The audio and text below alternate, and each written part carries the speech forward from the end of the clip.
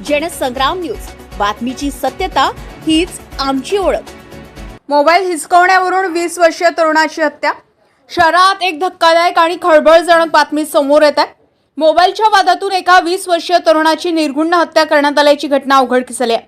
या प्रकरणात पोलिसांनी एका आरोपीला अटक केली असून सह आरोपीचा शोध सुरू आहे। सेलू येथील बेलगावचा रहिवासी प्रवीण योगीराज राऊत वय वर्ष 20 हा गेल्या 3 दिवसापासून बेपत्ता होता। 10 एप्रिल रोजी त्याच्या कुटुंबियांनी सेलू पोलीस ठाण्यात तक्रार दाखल केली होती। तक्रारीनंतर पोलिसांनी तात्काळ तपास सुरू केलाय। तपासात दरम्यान प्रवीणचा खून झाल्याचं उघड झालंय।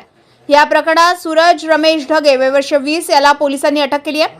पोलिसांच्या चौकशीत आरोपीने गुन्ह्याची कबुली दिली। मोबाईल हिसकावण्याच्या वादातून त्याने प्रवीणवर दगडाने हल्ला करून हत्या केल्याचे समोर आले।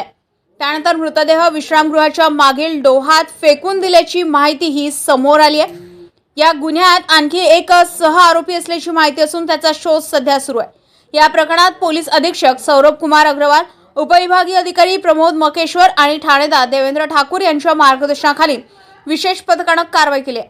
फॉरेन्सिक टीमनेही घटनास्थळी भेट देऊन पुरावे गोळा केले असून पुढील तपास सुरू आहे।